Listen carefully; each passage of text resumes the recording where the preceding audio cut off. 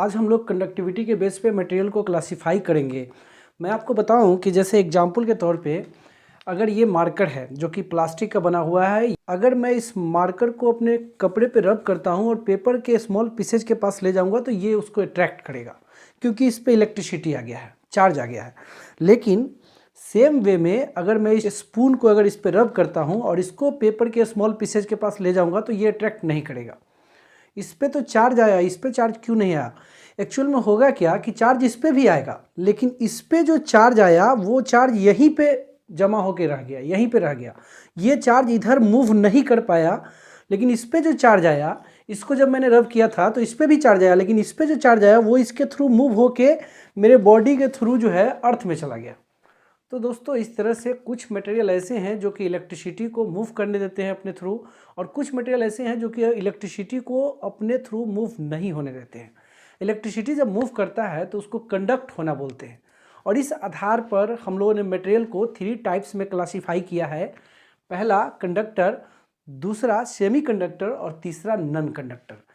Non conductor को ही insulator बोलते हैं और इंसुलेटर्स मटेरियल्स को ही डाइलेक्ट्रिक कहा जाता है। डाइलेक्ट्रिक आपके लिए नया नाम है, लेकिन आगे इस चैप्टर में मैं बार बार यूज करूंगा डाइलेक्ट्रिक शब्द का। जब कभी भी मैं डाइलेक्ट्रिक शब्द बोलूंगा आगे की पढ़ाई में तो आप समझ जाएंगे कि मैं इंसुलेटर्स के बारे में बोल रहा हूं। दूसरा बात मैं आपको बताऊं कि डेफिनेशन नाम में ही है, कंडक्टर यानी कि जो इलेक्ट्रिसिटी को कंडक्ट कराता है, नॉन कंडक्टर जो इलेक्ट्रिसिटी को अपने थ्रू कंडक्ट नहीं होने देता है, और सेमी कंडक्टर जो अपने थ्रू इलेक्ट्रिसिटी को पार्शियली कंडक्ट होने देता है। तो किसी भी मटेरियल का इलेक्ट्रिसिटी को अपने थ्रू कंडक्ट कराने का जो प्रॉपर्टी होता है उसको कंडक्टिविटी कहा जाता है। तो कंडक्टर में ये प्रॉपर्टी ज़्यादा होगा, इसलिए हम लोग बोलेंगे कि कंडक्टर्स की कंडक्टिविटी हाई होती है, नॉन कंडक्टर्स की कंडक्टिविटी लो होती है, और सेमी कंडक्टर्स की कंडक्टिविटी कंडक्टर और नॉन कंडक्टर के बीच में होती है। तीसरा बात मैं आपको बताऊं कि इलेक्ट्रिसिटी कंडक्ट कराने का प्रॉपर्टी जो है कंडक्टिविटी कहलाता है, लेकिन इलेक्ट्रिसिटी को रोकने का प्रॉपर्टी किसी भी मटेरियल का रेसिस्टिविटी कहलाता है। तो जो कंडक्टर होंगे उसमें रोकने की प्रॉपर्टी कम होती है, लेकिन जो नॉन कंडक्टर हैं उसमें इलेक्ट्रिसिटी को कंडक्ट कराने की प्रॉपर्टी कम होती है, लेकिन इलेक्ट्रिसिटी को रुकावट करने की प्रॉपर्टी, इलेक्ट्रिसिटी के लिए रुकावट करने की प्रॉपर्टी ज़्यादा होती है। इसलिए हम बोलेंगे कि कंडक्टर्स की रेसिस्टिविटी लो होती है, नॉन कंडक्टर्स की रेसिस्टिविटी हाई होती है, और सेमी कंडक्टर्स की रेसिस्टिविटी कंडक्टर और नॉन कंडक्टर के बीच में होती है। एक्चुअल में कंडक्टर इलेक्ट्रिसिटी को कैसे कंडक्ट करता है? कंडक्ट करने के लिए कंडक्टर्स में फ्री इलेक्ट्रॉन्स पाए जाते हैं। कंडक्टर्स के जो एटम्स होते हैं उनके आउटर ऑर्बिट के जो इलेक्ट्रॉन होते हैं, वैलेंस इलेक्ट्रॉन, वो न्यूक्लियस के साथ वीकली बाउंड होते हैं, और जिसके कारण रूम टेम्परेचर पर ही वो इलेक्ट्रॉन एटम से बाहर हो जाते हैं। वैसे इलेक्ट्रॉन जो हैं फ्री इलेक्ट्रॉन कहलाते हैं। जो इलेक्ट्रॉन न्यूक्लियस के चारों ओर ऑर्बिटिंग कर रहा है वो बाउंड इलेक्ट्रॉन है, और जो बाहर निकल गया वो फ्री इलेक्ट्रॉन। जो बाउंड इलेक्ट्रॉन है वो उसकी मजबूरी है कि न्यूक्लियस के चारों ओर ऑर्बिट करेगा, लेकिन जो फ्री इलेक्ट्रॉन है वो पूरे मटेरियल में कहीं भी मूव करने के लिए फ्री होते हैं, और ये फ्री इलेक्ट्रॉन ही चार्ज को, इलेक्ट्रिसिटी को कंडक्टर के थ्रू कहीं भी मूव कराने में मदद करते हैं। तो जिनमें फ्री इलेक्ट्रॉन ज़्यादा होते हैं उसमें इलेक्ट्रिसिटी आसानी से मूव करता है, उसमें आसानी से कंडक्ट होता है। तो इस तरह से हम लोग एक और प्रॉपर्टी काउंट कर सकते हैं कि कंडक्टर्स के पास फ्री इलेक्ट्रॉन लार्ज नंबर में पाए जाते हैं, नॉन कंडक्टर में free electron negligibly small number में पाए जाते हैं, और सेमी कंडक्टर में फ्री इलेक्ट्रॉन जो है वेरी लो नंबर में पाए जाते हैं।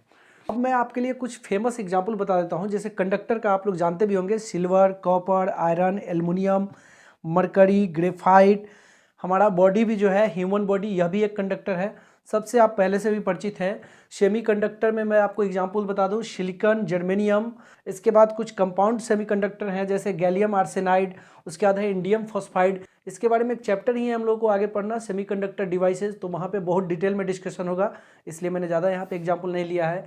नॉन कंडक्टर का एग्जाम्पल मैं आपके लिए ग्लास, आप लोग परिचित है, रबर, प्लास्टिक, इबोनाइट, फिर अंबर, थेल साहब ने यूज किया था, वो जो स्टोन था येलोइश कलर का, ये भी नॉन कंडक्टर होता है। माइका, फिर wax, paper, quartz, silk cloth, आपको याद होगा पीछे के वीडियो में डिस्कस हुआ है, डायमंड, ये सब नॉन कंडक्टर्स हुए। तो इस तरह से दोस्तों मैंने आपको कंडक्टर, सेमीकंडक्टर, नॉन कंडक्टर को यहाँ पे डिटेल किया, लेकिन आप जाइएगा नहीं क्योंकि मैं अभी इस टॉपिक से रिलेटेड आपको कुछ टिप्स बताऊँगा।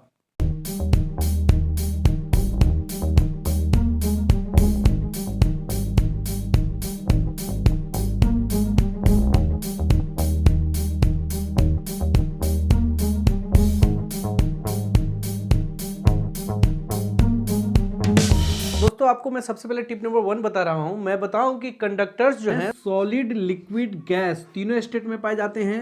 इंसुलेटर्स भी सॉलिड, लिक्विड, गैस तीनों स्टेट में पाए जाते हैं, लेकिन सेमीकंडक्टर्स जो है मेनली सॉलिड स्टेट में पाए जाते हैं। जैसे मैं आपको एग्जाम्पल जितना भी दिया था सॉलिड का दिया था, कंडक्टर में मैं लिक्विड का एग्जाम्पल दे दूं। जितने भी एसिड हैं, जितने भी साल्ट सॉल्यूशन है, या जितने भी बेसेज हैं, वो जनरली कंडक्टर्स होते हैं। गैस में मैं आपको एग्जांपल दे दूं, गैस एक अच्छा कंडक्टर नहीं होता है, क्योंकि गैस के मॉलिक्यूल काफी दूर दूर होते हैं, तो इसलिए। लेकिन जो आयनाइज्ड गैस होता है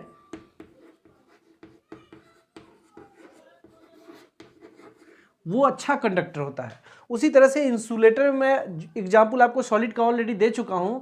लिक्विड में जो प्योर वाटर है, प्योर वाटर कहने का मतलब जो नॉर्मल जनरल वाटर जो हम लोग पीते हैं वो प्योर वाटर नहीं है, उसमें H2O के अलावा भी सोडियम, पोटेशियम, मैग्नीशियम के साल्ट मिले रहते हैं, जिनके कारण वो कंडक्टर हो जाता है। लेकिन जो प्योर वाटर हो, केवल H2O जिसमें हो, वो वाटर जो है नॉन कंडक्टर ऑफ इलेक्ट्रिसिटी होता है, इंसुलेटर होता है। गैसेज जो है इलेक्ट्रिसिटी का अच्छा कंडक्शन नहीं करती हैं जनरली। आयनाइज होने पे थोड़ा सा उसमें कंडक्टिविटी आती है, तो जनरली गैसेज इंसुलेटर नहीं होती है। उसी तरह से एग्जांपल में मैं जैसे एयर बता दूं, एयर जो है वो इंसुलेटर ऑफ इलेक्ट्रिसिटी है। तो ये एक मैंने आपको टिप बताया। दोस्तों हम लोग बात करेंगे टिप नंबर 2 पे। हमने कहा था कि चार्ज को कैरी करने का काम जो है फ्री इलेक्ट्रॉन करता है, लेकिन ये जो मैंने आपको जानकारी दिया था ये केवल सॉलिड्स के लिए था।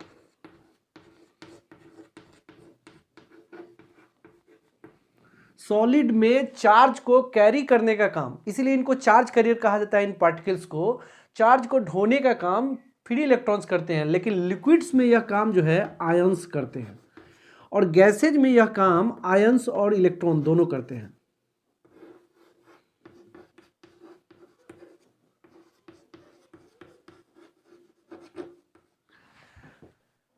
कुछ ऐसे मटेरियल हैं जो कि लिक्विड सॉल्यूशन में वो आयन में ब्रेक कर जाते हैं, और यही आयंस जो हैं इलेक्ट्रिसिटी को लिक्विड के थ्रू कंडक्ट कराते हैं।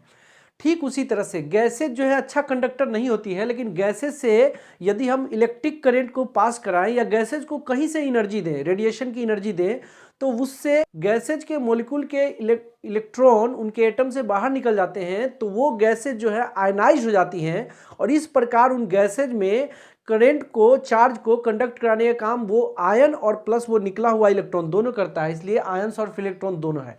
तो इस आधार पे हम लोग यह भी बोल सकते हैं कि जिससे भी सॉलिड में अगर करंट फ्लो हो रहा होगा, किसके कारण, अगर मैं बोलता हूं कि कॉपर से करंट चार्ज कंडक्ट होता है, इसका मतलब कॉपर में क्या होता है, फ्री इलेक्ट्रॉन होता है। लेकिन अगर मैं बोलता हूं कि शुगर से, साल्ट से करंट का फ्लो नहीं होता है, इट मींस उसके पास क्या नहीं है, फ्री इलेक्ट्रॉन नहीं है। उसी तरह से अगर मैं बोलता हूं कि साल्ट के लिक्विड सॉल्यूशन से करंट फ्लो होता है, तो साल्ट का जब ही लिक्विड सॉल्यूशन किए तो उसमें करंट फ्लो हो रहा है, इट मींस उसमें क्या है, आयंस है।